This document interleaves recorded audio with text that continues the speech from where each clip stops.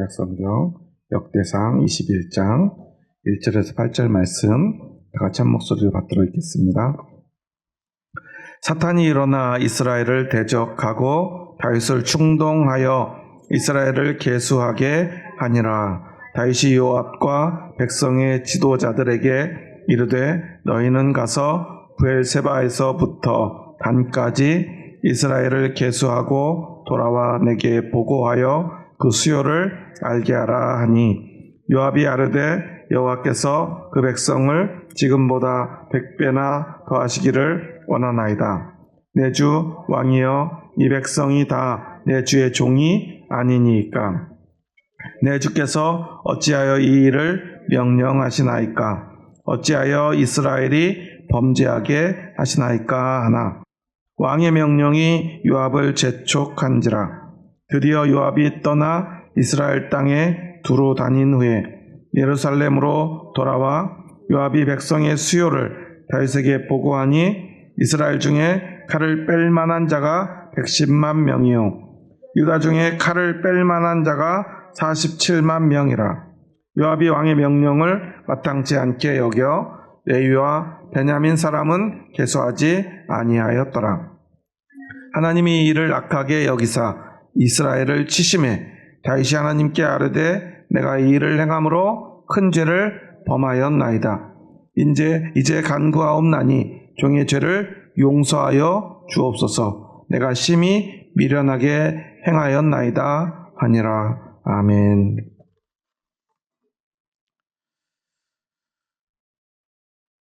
네.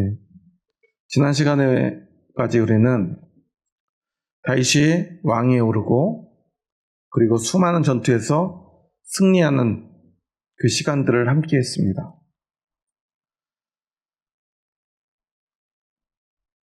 그런데 오늘 다윗은 그 승리의 끝에 하나님 앞에 범죄하고 맙니다.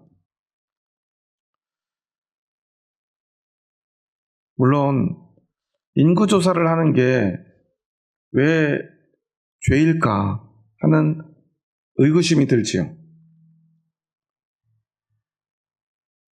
사실은 이스라엘이 출애굽할 때 하나님도 인구조사를 시키신 적이 있어요. 그런데 사람이 인구조사, 특히 왕이 인구조사를 명령할 때 하나님은 그것에 진노하시거든요. 우리는 그 의미를 생각해 볼 필요가 있어요.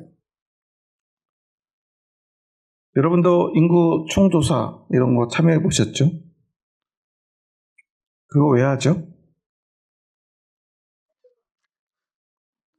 우리가 거기에 우리의 정보를 다 국가에 주면 정부는 우리에게 뭘 해주나요? 투명한 우리의 지갑은 정부에 의해서 통제되고 우리는 그러지 않도 얼마 없는 그 재산에서 많은 세금을 내야 되지요. 물론 그래도 세계 수백 개 국가 중에 우리나라는 그래도 국민들이 정부로부터 많은 도움을 받고 혜택을 받는 나라 중에 하나일 거예요. 물론 우리보다 더 많은 혜택을 받는 나라도 있겠죠. 근데 만약 우리보다 더 많은 혜택을 받는 나라라면 그런 나라들은 우리보다 훨씬 더 많은 세금을 내요. 우리가 기본적으로 내는 세금은 몇 분의 몇이죠? 그렇죠. 10분의 1은 기본적으로 내는 세금이고 거기에 우리가 추가로 더 내죠. 그렇죠? 그런데 10분의 1 내는 거 어때요, 여러분? 10분의 1을 좀 더 줘도 부족한데 10분의 1을 내야 돼요. 그리고 거기다가 또 온갖 세를 또 내야죠. 집을 사고 팔 때도 차를 사고 팔 때도 뭐 하다못해 그냥 물건 하나를 사도 다 세금이 붙어 있어요. 숨만 쉬면 세금을 내요. 네, 유럽 어떤 나라들 그런 나라들은 10% 정도가 아니라 재산 정도에 따라서는 60%, 70%까지도 세금을 내는 사람들이 있어요. 그리고 그런 얘기를 하더라고요. 호주에 사는 제 조카들이 진짜 호주는 세금을 정말 어마어마하게 걷어간대요. 대신에 국민들이 사는 거에 대한 걱정은 그렇게 많이 하지 않는 것 같아요. 그래서 대체로 젊은이들은요, 그냥 몇 년, 한 1, 2년 열심히 일하면 돈을 모으기보다는 열심히 일한 돈 모아서 여행을 간대요. 한 6개월, 1년 돌고 또 다시 일을 찾고 그런 삶을 반복하는 사람들이 꽤 많다고 그래요. 우리는 그렇게 살면 뭐라고 그러죠? 너 어떡하려고 그래? 너 그러다 큰일 나. 나중에 후회한다? 그러죠. 왜 그래요? 우리의 미래가 너무나 불투명하기 때문에 그래요. 그런 세금을 많이 걷는 나라들은요, 미래에 대한 걱정은 조금 덜 하는 것 같아요. 왜냐면 나라가 거의 대부분을 책임져 주기 때문에 그래요. 그런데 그러다 보니까요, 굳이 돈을 너무 많이 버는 것은 손해라고 여긴대요. 왜 그러냐면, 많이 버는 사람은요, 많이 내야 된대요. 그러니까 자기 손에 남는 재산은 대부분이 아주 일을 하지 않는 사람 빼놓고는 비슷하대요. 그리고 일을 하지 않아도 웬만큼 일정 기간을 국가에서 지원을 해주고요. 그러다 보니까 그저 내가 지금 쓰고 좀 즐길 만한 정도의 돈을 벌고 나면 그 돈을 또 쓰고 또 지원을 받거나 또 돈을 조금 벌고 그런 삶을 산다는 거죠. 어쨌거나 나라마다 그 세금은 각기 다 달라요. 그래서 정부에서 지금 이제 세금 개편에 관한 법들을 만들 때 반대쪽 정당에서는 미국처럼 이런 보유세 같은 걸 안 받는 나라도 있는데 이렇게 부동산 정책을 세금 정책을 너무 강하게 하면 그러다 부자들 다른 나라로 다 가면 어떡하려고 그래요. 그러니까 어떤 분이 그런 얘기를 하더라고요. 그런 분들이 만약에 정말로 보유세 때문에 부동산세 개편을 해서 우리가 올린다고 하더라도 그것을 두려워해서 만약에 미국에 간다면 그 보유세보다 훨씬 더 큰 세금을 이제 경험하게 될 거라는 이야기를 하더라고요. 미국은 보유세가 없을 뿐이지 보유세보다 더 많은 세금을 내야 된다는 거예요. 평소에 지속적으로 평생에 걸쳐서. 그렇기 때문에 보유세가 없다는 거예요. 없거나 거의 조금을 내거나. 중요한 건 세금을 왜 걷어들이느냐 하는 거예요. 세금은 왜 걷어들이죠? 그 나라를 지키고 또한 개인이 할 수 없는 일을 국가가 하기 위해서. 엄밀히 따지면 여러 방식으로 국민을 지키기 위해서 세금을 걷지요. 우리나라 세금도 그렇게 쓰이잖아요. 군을 양성하고요. 그래서 외부의 침입으로 도리를 지키고요. 그 다음에 개인은 할 수 없는 기관 시설들을 해요. 얼마 전에 고향에 부모님을 모셔다 드리러 갔다 오는데 제가 처음에 의정부에 와가지고 고향에 다닐 때보다 한 최소 30분에서 1시간 정도 가는 시간이 단축이 돼 있어요. 왜 그럴까요? 도로가 새롭게 많이 뚫려 있어요. 예전에 없던 도로들이 생겼어요. 더 빠른 길, 더 좋은 길들이 생겼더라고요. 그래서 요즘 내비게이션을 켜고 운전을 하다 보면 그런 생각이 들 때가 있어요. 여긴 어디야? 예전에는 제가 의정부에 처음 왔을 때만 해도요. 어디 가려면 항상 차에는 지도가 있었어요. 그래가지고 주소를 묻고요. 위치를 확인한 다음에 출발 지점부터 도착 지점까지의 경로를 외워야 돼요. 그리고 중요한 교차로, 변곡점이 되면 거기서 어느 방향으로 표지판을 봐야 될지 체크를 해서 빨간 펜으로 표시를 해놓고 그것들을 외운 다음에 어떤 국도, 어떤 고속도로를 타고 가야 되는지를 한번 다 확인한 다음에 중간중간에 또 헷갈리면 또 봐가면서 그렇게 운전을 했어요.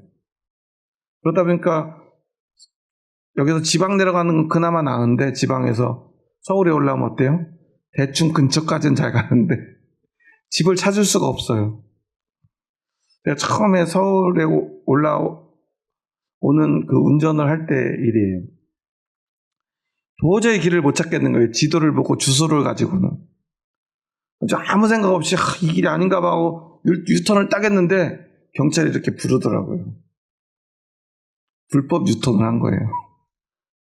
왜냐하면 분명히 저쪽 같은데 그쪽으로 갈 길이 없으니까 서울은 초행길이고 모르니까 그냥 유턴을 했는데 하도 정신이 없으니까 경찰이 거기 서 있는지도 모르고 저도 모르게 유턴을 해서 바로 경찰 앞에 선 거예요. 그때 어떻게 될지 너무 당황스럽더라고요. 하필 여기 경찰이 있을 줄은 누가 알았겠어요. 일부러 경찰 앞에까지 차를 가져가서 자진 납세하는 심정으로 창문을 열고 마치 아무것도 모르는 것처럼 잘못하지 않은 것처럼 길을 물어봤어요. 그러니까 경찰도 거기에 넘어갔는지 길을 알려주더라고요. 근데 한참 알려주다가 맞아 불법 유턴하셨어요. 그랬냐고 제가 몰랐다고. 그러니까 다음부터 그러지 말라고. 시골에서 올라온 것 같은데 이러면 안 된다고. 중앙선 침범하면 큰일 난다고 봐주시더라고요. 참 어렵죠. 근데 지금은 어때요? 여러 가지 그러한 국가 기반 시설들에 의해서 우리는 오늘 너무나 편리하게 운전을 하고요. 또한 지금 우리가 사용하는 내비게이션도 그저 개인의 힘만으로 할 수 없는 일들이잖아요. 그러한 일들을 해요. 우리는 그래서 여러 가지 면에서 국가의 보호를 받고 오늘을 살아갑니다. 그래서 너무나 당연하게 개인은, 국민은 세금을 내고 나라는 그 국민을 지켜줍니다. 우리에겐 이게 너무나 당연한 일이에요. 우리는 세금을 내서 나라를 지키고요. 나라는 세금을 받아서 국민을 지키는 것. 어느 한 나라도 빠짐없이 그러한 모습으로 그 나라를 지켜내고 있는데 왜 하나님은 오늘 우리와 같은 이러한 좋은 나라, 국가가 국민을 잘 보호하는 나라를 만들기 위해서 인구조사를 하는 이 다윗의 명령에 진노하셨을까? 그것은 앞에서 이야기한 대로 인구조사의 목적이 너무나 명백하기 때문에 그래요. 예나 지금이나 인구조사를 하는 이유는 가장 첫 번째, 세금 징수입니다. 그리고 두 번째, 이 병역의 의무를 할 사람들의 숫자를 계수하는 거예요. 왜냐하면 예나 지금이나 군대 가기 좋아하는 사람은 없거든요. 더군다나 지금의 군대는 그나마 한국의 군대는 가면 힘들긴 하지만 목숨을 걸진 않아도 돼요. 그런데 이때는 왕이 군사를 소집하면 어떤 일이 벌어져요? 아내에게, 부모님에게, 자녀에게 인사를 해야 돼요. 어떤 인사냐면 오늘이 마지막일지도 모른다는 인사예요. 그 유튜브에 보면은 그 미국 군인들의 그 부고 소식을 전하는 군인들의 이야기를 영상으로 많이 담아놨더라고요.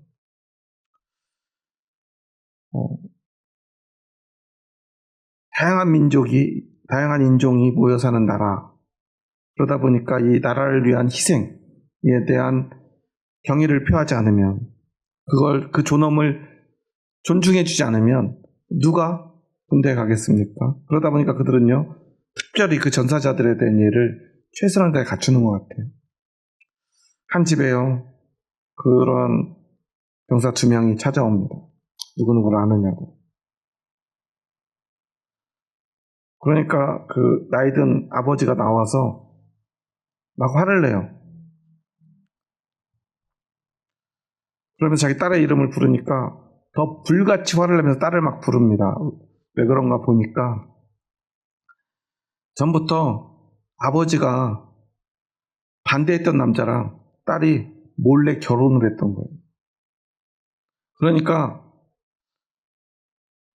군인들이 자기가 싫어했던, 결혼을 반대했던 남자 이름을 말하고 자기 딸의 이름을 말하니까 아버지가 딱 눈치를 챈 거죠. 내가 그렇게 결혼하면 안 된다고 반대했는데 잠잠해졌나 했더니 얘가 몰래 결혼했다는 사실을 눈치챈 거예요. 지금 어떤 상황인지 잘 모르지만 그게 너무 화가 나가지고 아버지가 불가처를 내며 딸을 부릅니다. 그러면서 딸한테 내가 너 그놈하고 결혼하지 말랬지. 어떻게 된 거냐고 막 화를 내고 있어요. 그런데 군인들은 깜깜한 표정을 짓고 있습니다. 아무 말도 하지 못하고. 그렇게 불같이 화를 내는데 도저히 안 되겠는지 군인들이 말을 합니다. 그 누구의 남편, 누구의 전사 소식을 전하러 왔다고. 그러니까 딸이 결혼을 하자마자 군대에 간 그 남편, 전사 소식을 듣게 된 거잖아요. 조금 전까지요. 그렇게 불같이 화를 내던 아빠가요. 그 딸을 안아줘요. 그 결혼을 반대했지만 그 딸이 사랑한 그 남편의 죽음 앞에서 더는 무슨 말을 할 수 있겠습니까? 조금 전까지 그렇게 딸을 혼내던 아빠가요. 아무 말도 하지 못하고 그 딸을 꼭 안아줍니다. 전쟁은요, 어쩔 수 없이 필연적으로 그 백성의 국민의 희생을 전제로 합니다. 그 희생을 통해 나라가 살 수밖에 없어요. 다윗은요, 너무나 당연하게도 나라를 지키기 위해서 자신이 가장 신뢰하는 장군인 요압에게 이스라엘을 계수하라 말합니다. 그런데 그것을 성경은 사탄이 일어나 이스라엘을 대적하고 다윗을 충동하여 이스라엘을 계수하게 하니라고 기록하고 있어요. 사무엘서에는요, 하나님이 이스라엘을 계수하게 했다고 기록되어 있어요. 그런데 이 역대상에는 사탄이 다윗을 충동하여 계수하게 하였다고 기록합니다. 서로 다른 내용을 이야기하는 걸까요? 우리는 성경을 볼 때 이 말씀의 의미를 바르게 생각해야 돼요. 사탄이 시켰을까요? 하나님이 시켰을까요? 참 어렵죠. 근데 하나님이 싫어하시는 일이니까 너무나 당연하게도 이 일의 모든 계획과 시작은 사탄이 했을 것이 너무나 자명해요. 그런데 왜 사무엘서에는 하나님이 명령했다고 기록했을까요?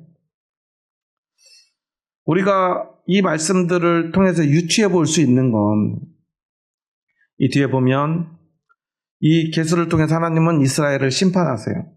이스라엘을 징계해요. 그런데 단지 이것만을 위해서 하나님은 징계하신 게 아니라는 사실이에요. 이미 이스라엘은 범죄하고 있었어요. 이미 범죄했어요. 그러니 하나님은 이스라엘을 징계하려 하셨던 것 같아요. 그런데 그때 사탄이 다윗을 충동합니다. 그러면 하나님이 하셨다는 것은 어떤 의미예요? 잠시 사탄이 사탄이 세운 그 계획을 하도록 놔두시는 거예요. 우리는 믿죠. 이 모든 세상을 운영하시는 분은 하나님 한 분뿐이라는 거예요. 아무리 사탄이 중간에서 어떤 것들을 계획해도 결국 그 모든 권세는 하나님이 가지고 있다고 우리는 믿어요. 그때 우리가 참 혼란스러운 것은 그럼 사탄이 하는 이런 나쁜 짓도 다 하나님이 시키신 것인가 하는 이런 명제 앞에서 우리는 참 혼란스러울 수밖에 없죠. 그때 우리가 생각해 봐야 될 지점이 있는데 그게 바로 선악과의 문제예요. 하나님이 선악과의 계약을 하실 때 사람들에게 허락하시는 것은 뭐냐면 하나님과 같은 존재, 하나님의 형상을 따라 지은받은 존재로서의 사람을 존중하시는 마음이에요. 세상 모든 피조물, 심지어 천군과 천사라도 오직 하나님의 명령대로만 움직입니다. 자신들이 판단할 수 없어요. 선택할 수 없어요. 선악을 분별할 수 없어요. 물론 사람들도 하나님과 같은 자리에 올라서서 선악을 분별하는 자 되기를 하나님 원치 않았어요. 그럼에도 하나님은 계약하시면서 따먹지 못하도록 하셨지만 따먹지 못하도록 완전히 막아놓지 않았어요. 따먹지 말라고 약속하셨죠.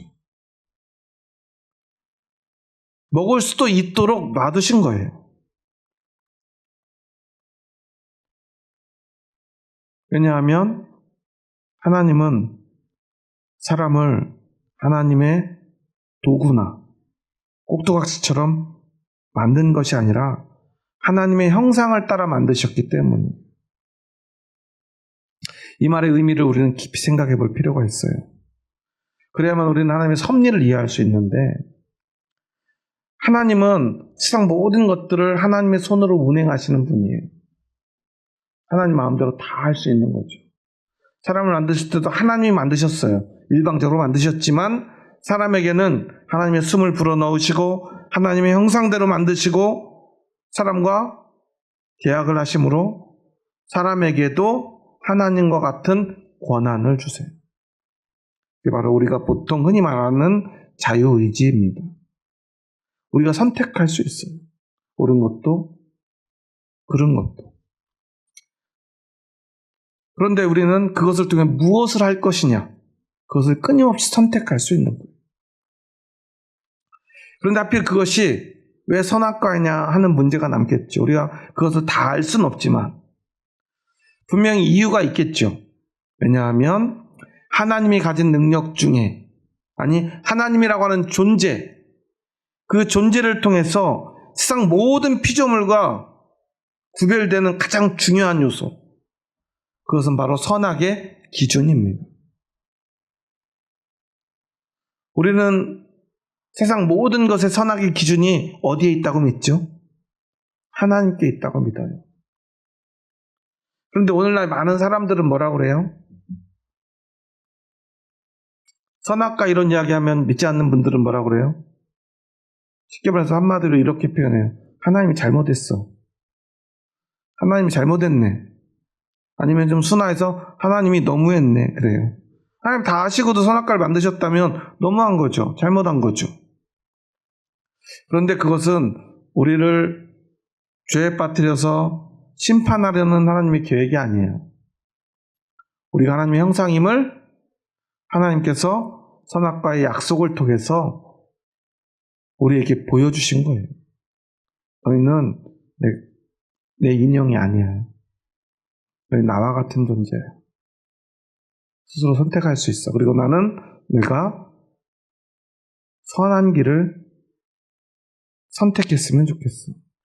그런데 너는 그 길을 선택하지 않을 수도 있어. 그런데 그렇게 되면 어떻게 되는지 네가 알아야 돼. 권한이 있지만 권한에 대한 행동을 하면 책임을 져야 돼. 그러나 네가 그런 길로 가지 않았으면 좋겠어.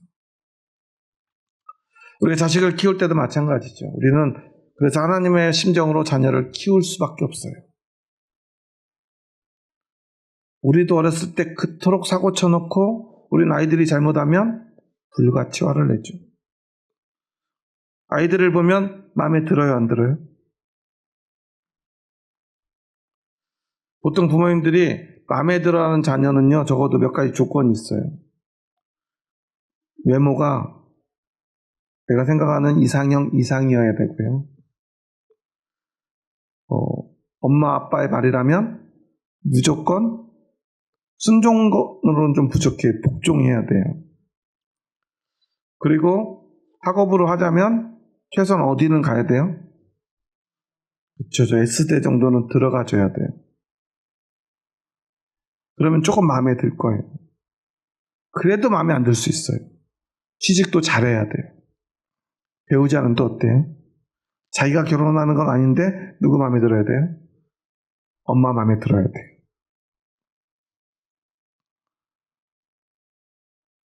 그게 우리의 마음이에요. 그런데 아이들을 키우면서 우리는 깨닫죠. 내 마음대로 갈 수 없구나. 우리 부모님도 그러셨겠구나. 오늘 하나님도 그러고 계세요. 그렇기 때문에 우리는 하나님의 섭리를 우리는 오해하지 말아야 돼요. 사탄이 충동했습니다. 다른 성경에서 하나님이 명하셨다고 말씀하십니다. 하나님은 이것을 원하지 않으셨죠. 왜냐하면 그 모든 성경에 하나님의 징계가 나타나고 있기 때문에 그래요. 이것은 하나님 분명히 원하지 않는 거예요. 왜 원하지 않죠? 요압이 말하고 있어요.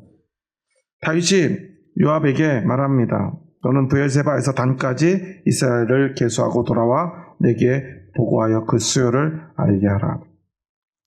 그러자 3절에서 요압이 말합니다. 아뢰되 여호와께서 그 백성을 지금보다 100배나 더하시기를 원하나이다. 내 주 왕이여, 이 백성이 다 내 주의 종이 아니니까 내 주께서 어찌하여 이를 명령하시나이까? 어찌하여 이스라엘이 범죄하게 하시나이까?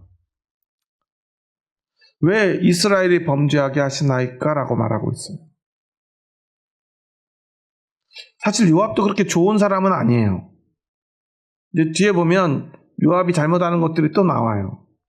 그런데 오늘 이 사건에서만큼은 요압은요, 하나님의 뜻이 무엇인지 정확히 알고 있어요. 물론 이것이 꼭 신앙적인 것이 아닐 수도 있다고 생각하기도 해요. 왜냐하면 인구조사를 하려면 그 백성들을 만나야죠. 백성들은 인구조사하는 거 좋아할까요? 싫어할까요? 우리도 싫어하잖아요. 세금 내야 되니까. 군대 가야 되니까. 내 자녀, 아들들 군대 보내야 되니까. 잘못하면 내 남편도 군대 보내야 되니까. 누구나 싫죠. 그러니까 요압이 그 저항을 백성들이 얼마나 싫어할지 아니까 다윗에게 이렇게 이야기한 것은 아닐까 해석하는 분들도 있어요. 물론 그 두 가지가 다 있지 않을까 저는 생각합니다. 그런데 중요한 것은 하나님 앞에서 이것이 범죄라는 사실이에요. 왜 범죄인가? 그것은 우리가 이스라엘을 어떤 나라라고 부르는가? 누구의 나라입니까? 하나님의 나라예요. 그래서 요압이 이렇게 말하는 거예요. 여호와께서 그 백성을 지금보다 100배나 더하시기를 원하나이다. 이 말은 무슨 말이에요? 왕이시여, 지금 왜 계수하시려고 그럽니까? 몇 명이든 뭐가 중요합니까? 하나님이 함께 하시면, 하나님이 지켜주시면 우리가 몇 명이든 적이 몇 명이든 하나님께서는 우리 백성을 마치 100배나 많은 것처럼 싸워서 승리하게 해주실 텐데 왜 지금 굳이 지금 이때, 지금이 어떤 때예요? 나라를 세우고요, 나라가 부강해져 가고 있고요, 모든 전쟁에서 승리한 이때 왜 계수하려고 그래요? 이해가 되지 않는 거예요. 그런데 여러분, 이때 우리는 다윗의 마음을 생각해 봐야 돼요. 다윗은 왜 계수하려고 그랬을까요? 다윗은요,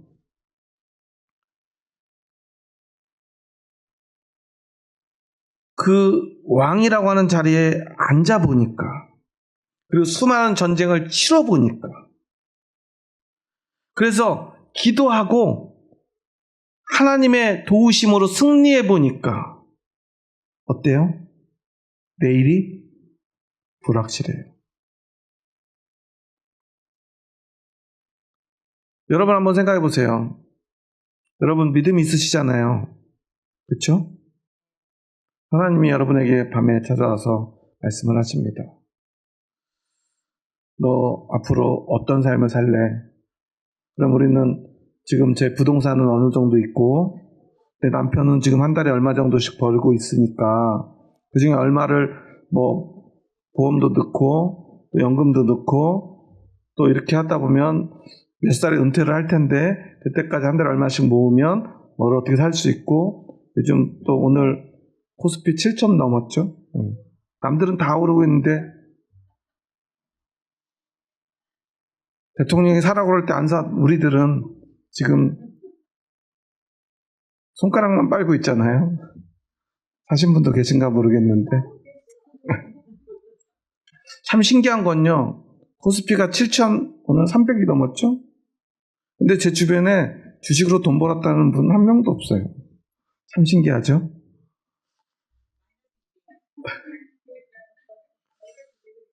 인생이 그렇게 어려운 거예요. 그래도 우리는 어때요? 나름 계획을 가지고 있죠. 불투명하지만 나름의 계획이 있어요. 근데 하나님 말씀하십니다. 너 그거, 네 가진 거, 예수 정교회에 다 헌금하고 네가 집도 절도 월급도 없이 살아도 내가 너 지켜줄게. 혹시 그때그때 너 필요한 거 있으면 내가 부족하지 않게 넘치도록. 근데 미리 주지는 못해. 그때그때 매일 채워줄게. 그럼 여러분 그거 믿고 다 바칠 수 있나요? 할렐루야? 그렇죠. 아이가 있죠. 아내가 있죠. 남편이 있죠. 부양해야 될 부모님도 있죠. 그리고 내 건강도 이제는 자신하기에는 조금 늙었잖아요, 이제는. 저도 지난주에 55년 만에 치과 치료를 받고 그동안 한 번도 무서워서 치과를 안 가다가 너무 아파가지고 가가지고 지금 이를 다 갈아놓고 임시치아를 끼워놓고 왔는데요. 몸이 점점 약해지잖아요. 그럼 내일에 대한 이 불확실성은요, 우리를 너무 두렵게 만듭니다. 인간이 인생에서 느끼는 가장 큰 두려움은요, 알지 못한다는 두려움이에요. 여러분, 환한 낮이 무서우세요? 깜깜한 밤이 무서우세요? 정상적인 사람은요, 밤이 무서워요. 밤이 왜 무섭죠? 안 보이니까요. 매일 다니던 길도요, 깜깜하면요, 무서워요. 저 어둠 너머에 뭐가 있는지 모르기 때문에 무서운 거예요. 실제 본인들이 더 무서울 수도 있는데도 사람들은요, 그 어두움을 무서워해요. 그것을 누가 딱 나타나면 깜짝 놀래요. 상대방은 더 놀랐는지도 모르고. 왜냐하면 우리는 예측 불가능한 미래, 보이지 않는 어떤 것들을 무서워할 수밖에 없어요. 그게 우리 본성이에요. 우리는요, 계산이 나와야 돼요. 어떻게 가야 될지 그 길이 보여야 돼요. 운전을 하고 가도요, 아는 길을 가면요, 시간이 별로 많이 안 걸리는 것처럼 느껴져요. 근데 모르는 길을 가면 어때요? 모르니까 지금 얼마나 남았는지가 잘 예측이 안 되니까 굉장히 길게 느껴져요. 등산할 때 제일 화나는 게 뭐죠? 내려오는 사람들에게 물어보면요, 얼마큼 남았대요? 조금만 가면 된대요. 1시간에 가서 또 다른 사람 만나요. 얼마나 가면 돼요? 조금만 가면 된대요. 근데 또 1시간을 더 갔는데 아직도 또 안 나와요. 근데 또 만나면 뭐라 그래요? 조금만 가면 된대요. 아까 만났던 그 사람들 다시 만났으면 좋겠어요. 그런 생각 안 드시나요? 저는 그런 생각 많이 했는데. 인생이 그래요. 어른들은 항상 아이들에게 야, 너 조금만 노력해. 지금 노력하면 나중에 너 괜찮아질 거예요. 그 아이들 나중에 우리를 만나고 싶어 할 수도 있어요. 인생은 너무나 괴롭고 힘든데 그 가장 중요한 요인이 바로 불확실성입니다. 그것도요, 우리가 더 많은 걸 가지고요, 더 높은 자리에 올라갈수록 그 두려움은 더 커질지도 몰라요. 물론 가난하고 힘없는 사람들도 두렵죠. 누구나 다 마찬가지예요. 그런데 다윗 왕처럼 왕이 되고요, 가장 높은 자리에서 가장 부자가 되고 가장 힘 있는 자가 돼도요, 여전히 두렵다는 사실이에요. 그래서 그런 생각했을 것입니다. 끊임없이 그 왕궁에서 백성들을 보면서 어떻게 하면 이 나라를 잘 지킬 수 있을까? 사울왕이 그 두려움 때문에 넘어졌던 것을 알면서도 다윗은요, 생각하고 또 생각하고 지혜를 짜내 결론에 도착을 합니다. 인구조사를 해야겠구나. 우리가 지금 동원할 수 있는 군사가 몇 명인지, 우리에겐 돈이 얼마나 있는지, 우리나라의 힘이 어느 정도 되는지 알면 조금 더 미래가 예측 가능하니까. 이제는 누가 쳐들어오면 정확히 계산이 되니까. 우리가 그 정도 이제는 힘이 되지 않았을까? 왜? 지금 수많은 전투에서 승리하고 우리는 승전가를 불렀고 그 전쟁을 통해서 우리는 힘이 생겼으니까.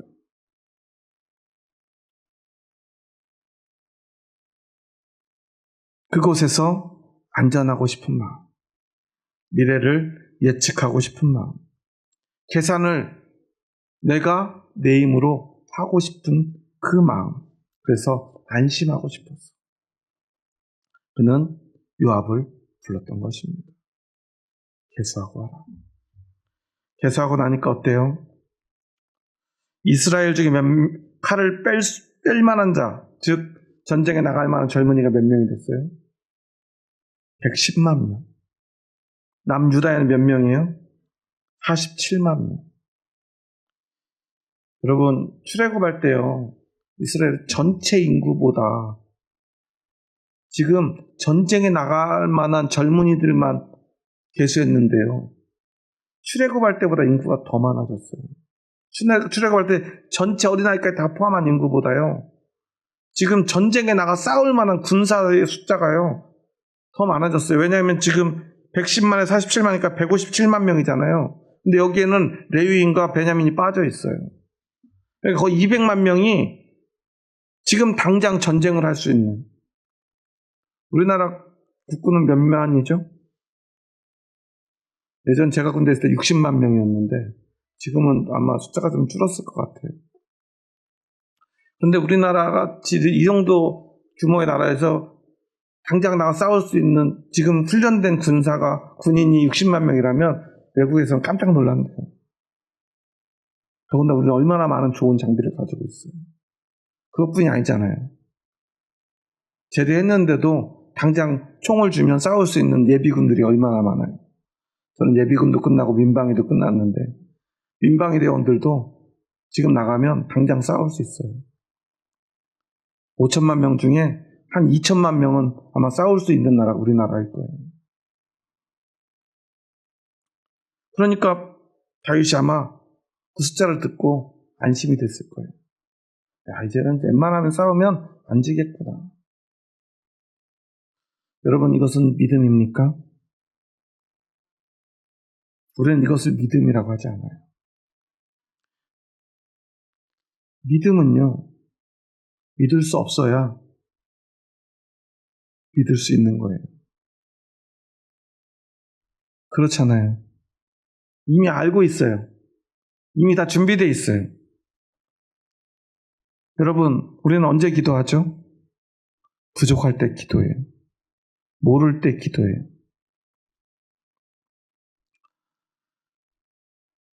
고3 때 제 짝꿍이 전교 수석이었거든요. 전교가 아니구나. 전국 수석이었어요. 전국에서 1등이었어요. 그 친구가 제일 못한 성적이 있었어요. 전국 3등. 울더라고요. 전국에서 3등 했는데. 정말 많이 화가 나요. 그런 친구들을 보면. 저도 나름 열심히 했는데 친구가 성적표를 가지고 오면 막 화가 나요. 전교 1등 같은 거는 보지도 않아요. 전국에서 몇 등인가만 봐요. 근데 3등 했다고 막 그런 모습을 보면 화가 나죠. 근데 그런 친구도 어때요? 우리 때는 지금하고 좀 달라서 수능이 아니라 학력고사 시절인데 우리 때는 대학교 학과를 쓰고 그 과에 가서 학과 교실에 가서 시험을 봤어요. 그래가지고 학력고사 날에도 시험 보고 다음날 학교를 봤더니요, 전국에서 1등하는 이 친구가요, 시험을 보고 와서요, 다음날 울어요. 시험을 망쳤대요. 그때 저희 때 좀 문제가 있었어요. 수학 문제에 좀 오류가 있었어요. 이 친구 하더니 막 울면서 막 선생님한테, 야, 왜 그래, 대하나. 그러니까 얘가, 선생님, 제가 아무래도 수학을 망친 것 같아요. 근데 자기는 아무리 봐도 이게 문제가 틀린 것 같아요. 진짜 뉴스에 보니까 문제가 오류가 있었어요. 이 친구는 서울대 수학과를 갔거든요. 그러니까 수학이 제일 자신 있는데 수학을 난생 처음 틀린 거예요. 12년 동안 수학 문제를 한 번도 안 틀려본 친구가. 그래가지고 얘가 막 너무 낙심이 다 우는 거예요. 생각해보세요. 전국 1등도 시험 결과를 아직 알지 못하니까 어때요? 혹시 떨어질까봐 울더라고, 이 친구가. 결과가 어떻게 됐을까요? 서울대 수석했어요. 근데도요, 나 떨어지면 어떡하지? 뒤통수를 한 대 때려줬죠. 야, 네가 떨어지면 누가 붙니? 야, 수학 하나 틀려도 너 합격할 거야. 근데 얘는 한 번도 안 틀려봤기 때문에 이 틀린 게 너무 두려운 거예요. 근데 그렇게 망친 시험으로 서울대 자연계열 수석을 해요. 참 대단하죠. 그런 사람도 있어요. 우리와는 다르지만. 그런데 여러분, 아직 모르는 건요. 우리는 그것을 왜 기도할 수 있어요? 그렇죠. 아직 모르니까요. 그러니까 전국 수석을 하던 친구도 아직 결과가 나오기 전에는 어때요? 기도할 수 있어요. 기도해야 돼요. 왜냐하면 모르니까요.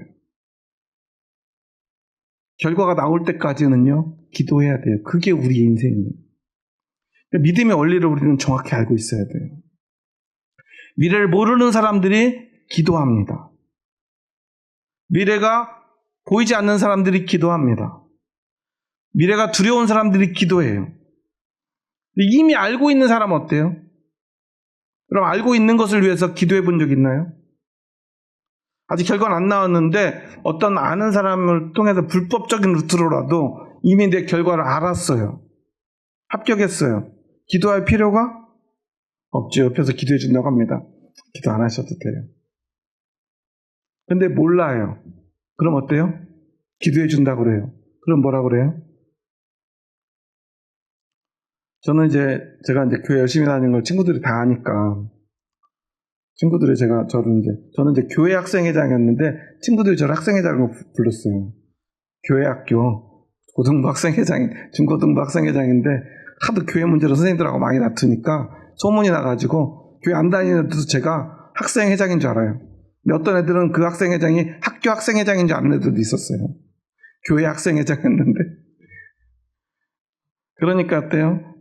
결과가 나오기 전에는요, 친구들도 제가, 야, 걱정하지 마, 기도해 줄게. 그러면 어때요? 뭐라 그래요? 절에 다니는 친구들도 고맙다고 그래요. 여러분, 우리가 전도는 좀 어려워요.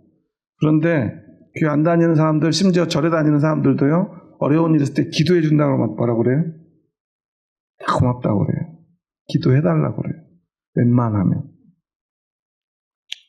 부처님한테도 빌지만 하나님까지 합세하시면 또 고마울 것 같은 마음이 드나 봐요. 그 사람들은요, 아직 모를 때, 결과를 모를 때, 앞이 깜깜할 때 기도하기 원해요. 기도할 수 있어요. 기도할 수밖에 없어요. 그런데 알면요, 앞이 어둡지 않으면요, 미래가 불투명하지 않으면 사람들은요, 예측 가능한 미래에 대해서는요, 기도하지 않아요. 즉, 믿을 필요가 없다는 거예요. 다윗은요, 범죄할 때조차 그 믿음을 잃어버리지 않았어요.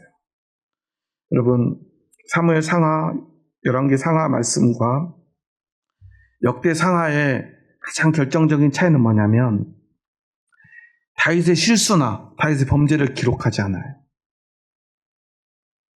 역대기에는요, 밧세바를 간음한 거 나오지 않아요. 우리가 죽인 것도 나오지 않아요. 다윗이 실수한 거 잘못한 것들 다 빼놨어요. 왜냐하면 이 역대기는요, 바벨론 포로로 끌려간 이스라엘 백성들에게 영적 각성을 지키기 위해서 기록된 말씀이기 때문에 그래요. 우리가 누구인가? 우리는 누구의 백성인가? 우리는 하나님께 선택된 백성이야. 역사를 봐. 우리는 오직 이 믿음만으로 살면 돼. 그런데 유일하게 다윗이 잘못한 것을 기록한 부분이 오늘 본문의 말씀입니다. 우리가 잘 생각해야 되는 게 뭐냐면요, 죄를 짓는 것과 믿음이 사실은 완전히 일치하지 않는다는 사실이에요. 때로는요, 우리가 죄를 짓지만 그 믿음을 가지고 있을 수 있어요. 다윗이 아주 그 대표적인 사람이에요. 수많은 잘못과 죄를 저질렀어요. 하지만 그 어떤 순간에라도 그 믿음을 잃어버린 적이 없어요. 그런데 오늘 이 본문의 말씀은요, 너무나 정확하게 그 죄가 불신앙이 돼요. 왜냐하면 이 인구조사는요, 하나님에 대한 범죄이기 때문에 그래요. 믿음에 대한 범죄이기 때문에 그래요. 하나님과 함께요, 예측 불가능한 미래를 견디는 것이 진짜 믿음이에요. 그런데 우리 모두는요, 그 믿음을 저버리고 싶은 욕망을 가지고 살아요. 무슨 말이에요? 예측 가능한 삶을 살고 싶어요. 여러분 생각해 보세요. 여러분이 만약에 2년 전에 2026년 5월 8일 날 코스피가 7,300 찍을 줄 알았다면 여러분은 그때 SK하이닉스, 삼성전자, 코덱스 ETF 이런 거 사요, 안 사요? 그치, 방산주도 사야죠. 살 게 너무 많죠. 누가 그러더라고요. 타임머신 있다면 자기는 2017년인가요? 그때로 돌아가고 싶대요. 가서 뭘 사요? 비트코인. 그래서 1억 2,600일 때 팔 거래요. 아닌가 1억 5천이었나요? 최고점이? 하여튼 2025년 10월쯤에 팔 거래요. 최고점에. 그러면 몇백 원에 사가지고 1억 5천에 팔면 부자 되겠죠. 우리는 알고 싶어요. 미래를 계획하고요. 예측 불가능한 삶이 아니라 예측 가능한 삶을 살고 싶어 해요. 우리가 왜 돈을 벌고 싶은가 여러분 생각해 보세요. 우리 인생에 돈이 그렇게 많이 필요하지 않다는 것을 알게 되면 사람들은 돈 버는데 그렇게 쓰지 않을 거예요. 여러분 그러지 않을까요? 3년 전에 제 아내가 제가 또 떠났을 때 제일 후회됐던 게 이런 거였어요. 한 달 살기 너무 벅차니까 진짜 결혼하고 거의 제 아내가 쉬어본 적이 없어요. 그냥 단지 일을 많이 하는 게 아니에요. 평일 낮에는 직장에 가죠. 저녁엔 집에 와서 살림하죠. 주말엔 어디 가요? 교회에서 일해야죠. 진짜 쉬는 날이 하루도 없어요. 그래도요, 제가 말로는 좀 쉬어야지 하면서도 한 번도 쉬게를 못 해줬어요. 왜 그래요? 돈이 필요하니까, 살아야 되니까. 살아야 돼서 하루도 못 쉬었는데요. 어느 날 갑자기 떠나버렸어요. 그럴 줄 알았으면 제가 어떻게 했을까요? 한 2, 3년 좀 같이 쉬었을 것 같아요. 이럴 줄 알았으면. 근데 우리는 모르잖아요. 누가 알았겠어요? 아침에도 인사하고 저녁에 뭐 먹자고까지 약속하고 점심때도 뭐 먹었냐고 물어보고 그날 제 하루 스케줄 다 알고 저한테 뭐 잘하고 오라고 그랬었는데 조금 이따 전화해야지 그랬는데 제 아내 전화기가 아닌 다른 사람이 전화로 쓰러진 소식을 들었을 때 제가 오죽하면 그 소식이 안 믿어지면 사모님이 쓰러졌다고 하는데 사람이 쓰러졌으면 이렇게 세워줘야지 왜 저한테 전화를 하고 그러세요? 제가 그 말을 한 게 지금도 잊혀지질 않아요. 우리는 모르잖아요. 내일을 모르잖아요. 그러니까 우리는 최선을 다해서 돈을 버는 거예요. 최선을 다해서 부동산도 사고요. 주식도 하는 거예요. 하여튼 어떻게든 내 힘으로 내 미래를 조금이라도 더 예측 가능하게 하래요. 그런데 그러면서 우리는 무엇을 이야기하죠? 믿음을 이야기해요. 물론 다 믿음만 있으면 다 버리라는 게 아니에요. 다윗에게도 충분한 군사가 있었어요. 삶의 터전이 있었어요. 힘이 있었어요. 어느 정도 예측 가능한 그런 모든 것들을 가지고 있었어요. 그런데도 더 예측 가능한 삶을 위해서 그가 인구조사를 했던 거예요. 오늘 7절과 8절에 보면요. 우리 함께 마지막으로 7절 8절 함께 읽습니다. 하나님이 이 일을 악하게 여기사 이스라엘을 치심해 다윗이 하나님께 아뢰되 내가 이 일을 행함으로 큰 죄를 범하였나이다. 인제 간구하옵나니 종의 죄를 용서하여 주옵소서. 내가 심히 미련하게 행하였나이다 하니라. 하나님이 누구를 쳤죠? 다윗을 쳤나요? 이스라엘을 치셨어요. 왜 그럴까요? 다윗이 예측 불가능한 미래에 대한 두려움으로 인구조사를 했는데 다윗이 생각할 때 예측 불가능한 그 미래 때문에 두려운 이유가 누구 때문이에요? 백성들 때문이에요. 왕이 백성을 사랑해서 백성들을 위해서 예측 가능한 미래를 만들어가는 건 좋은 일이지 않습니까? 훌륭한 일이에요. 인격적으로 도덕적으로 그 위치에 걸맞는 그 일을 했던 거예요. 그런데 그 일 때문에 결국 백성들이 하나님 앞에 심판을 받고 있어요. 그러니까 다윗이 즉시 하나님 앞에 회개를 합니다. 내가 이 일을 행함으로 큰 죄를 범하였나이다.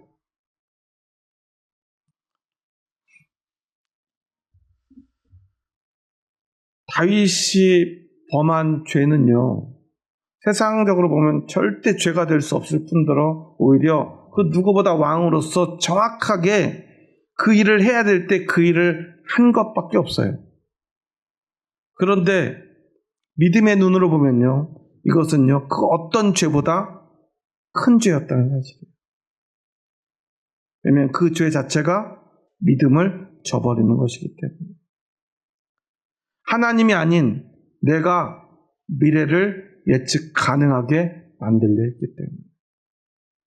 미래를 알고 세상을 움직이시는 분은 하나님밖에 없어요. 우리는 그 하나님을 믿고 하나님을 의지해서 살아가는 하나님의 백성입니다.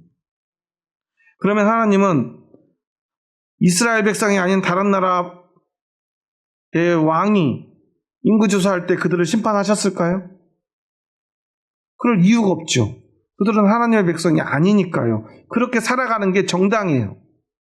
그렇게 살아가는 게 맞아요.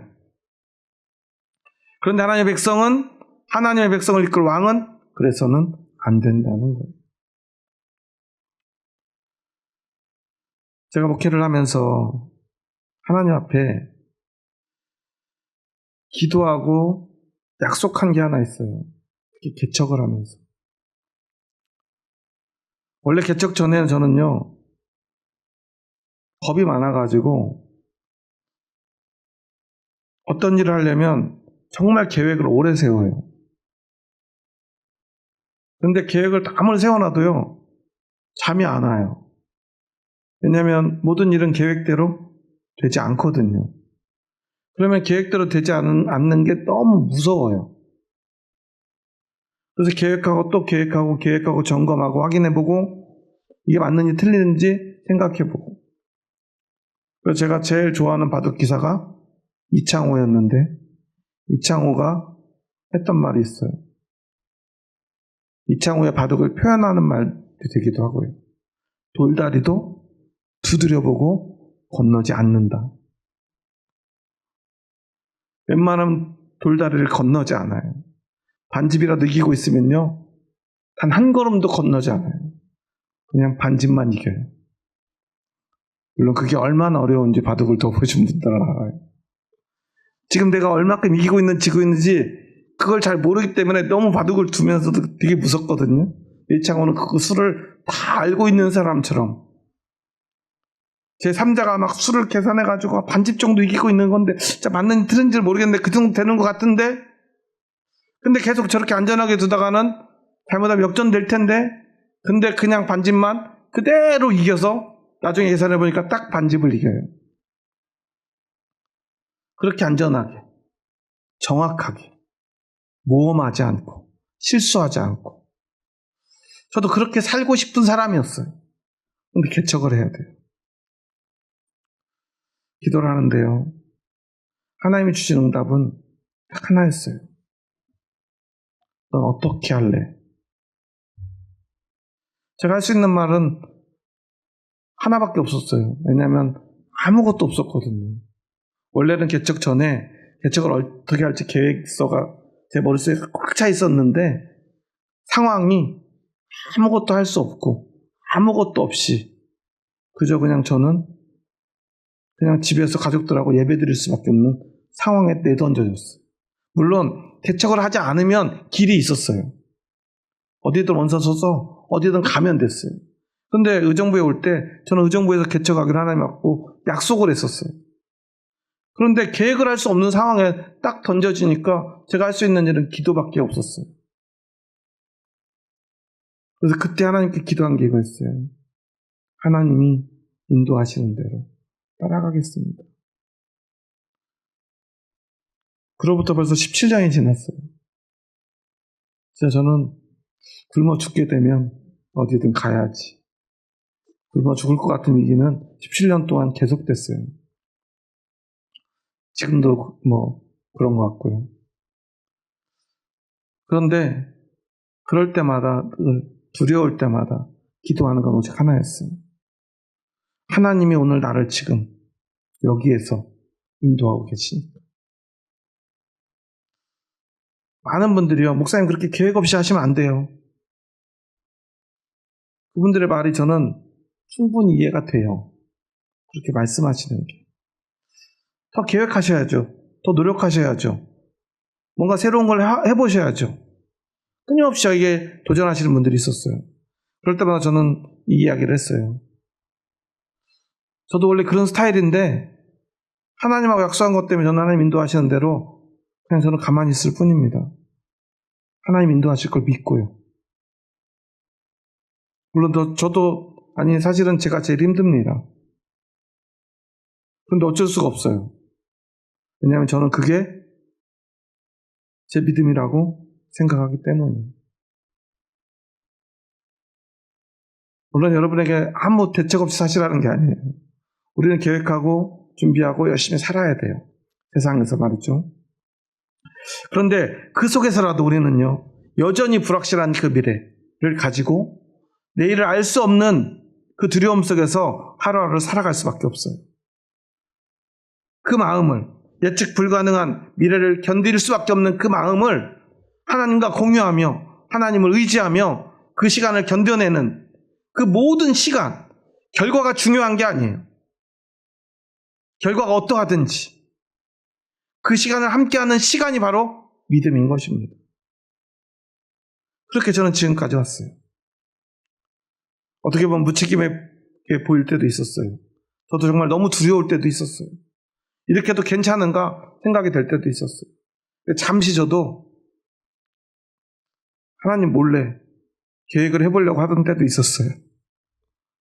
그래서 진짜 성도들을 몰래 저기 어디 원서도 넣어보고요. 미국으로 저기 몰래 훌쩍 갈 생각도 해봤어요. 그래가지고 구글 맵에서 제가 갈 교회도 한번 찾아보고요. 그런 행동도 해봤어요. 하나님이 다 막아놓으시더라고요. 그리고 내 계획대로 할 수가 없었어요. 하나님 인도하시는 대로 갈 수밖에 없었어요. 그러면 사람들은 얘기할 거예요. 그래서 하나님이 인도하시는 대로 해서 요 모양 요 꼴이냐고 말하면 전 할 말은 없어요. 그런데 제가 할 수 있는 말은 오직 하나예요.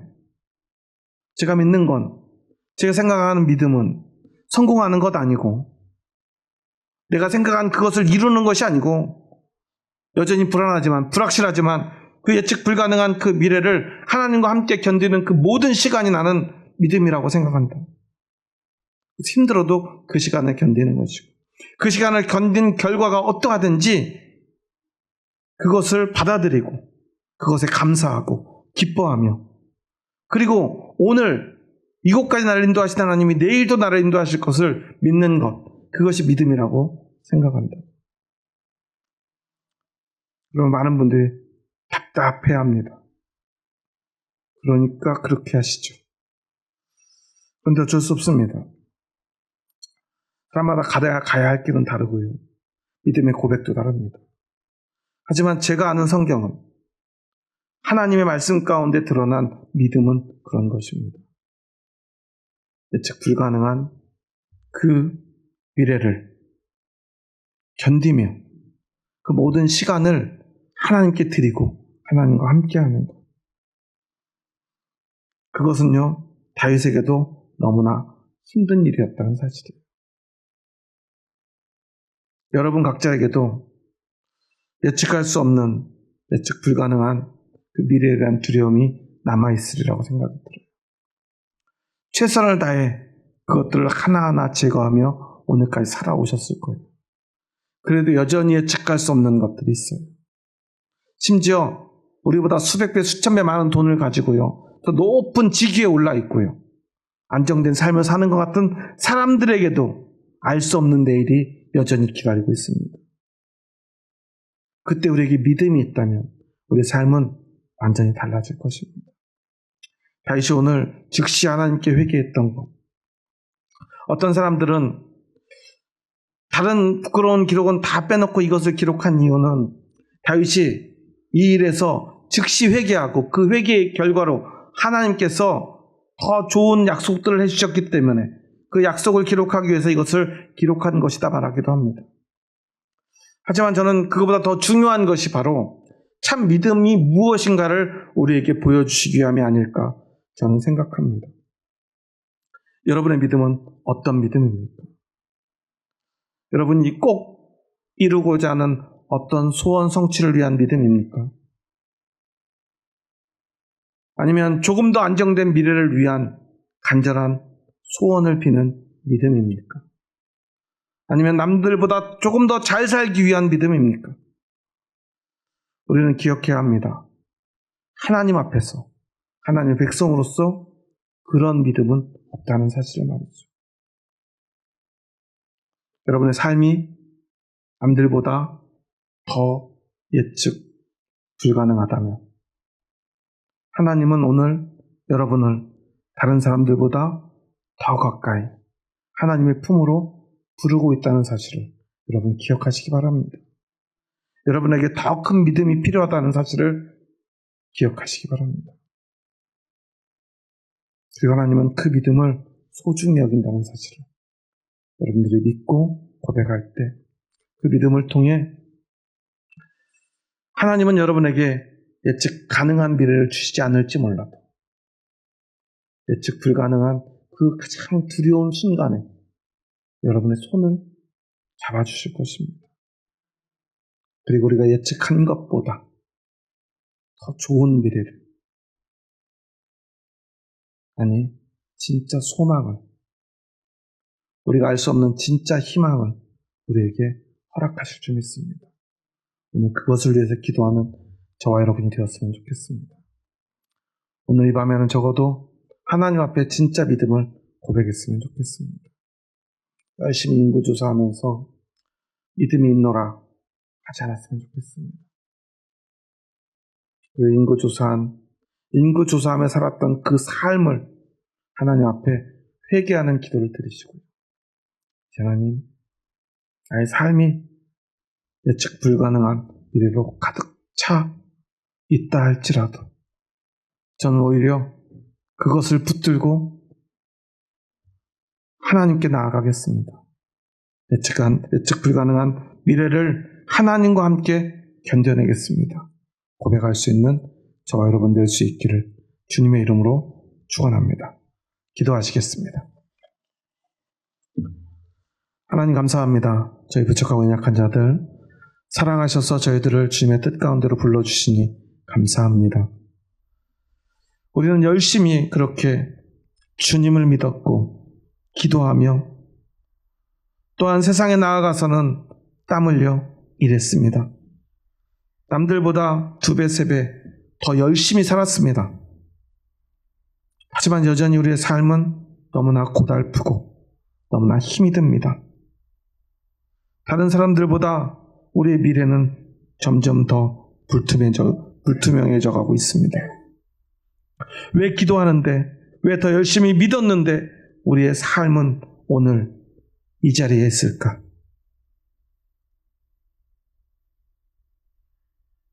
그 현실 때문에 우리는 하나님을 원망하기도 했습니다. 하지만 오늘 다윗의 모습을 통해 참 믿음이 무엇인가를 다시 한번 우리의 가슴에 새깁니다. 우리에게 가장 큰 두려움을 주는 것, 예측 불가능한 그 미래에 대한 그 두려움, 그것이 우리의 삶을 엄습할 때 우리는 두려움에 떱니다. 하지만 우리는 하나님의 백성이기에 오늘 이곳에서 하나님과 함께 그 두려움을 견뎌내겠노라. 하나님과 함께 그 두려움을 견디는 것이 믿음임을 고백하며 하나님의 손을 붙들기 원합니다. 하나님 이 시간 우리를 붙잡아 주시옵소서. 그 두려움 속에서 우리와 함께하여 주시옵소서. 우리도 믿음으로 하나님과 함께 그 수많은 시간들을 견뎌내며 세상이 주는 안정이 아닌 하나님이 주는 영원한 소망의 나라로 나아가기 원합니다. 주님, 내가 하나님의 백성임을, 하나님 나라의 왕같은 지사장님을 기억하게 하여 주시옵소서. 예수님의 이름으로 기도합니다. 아멘.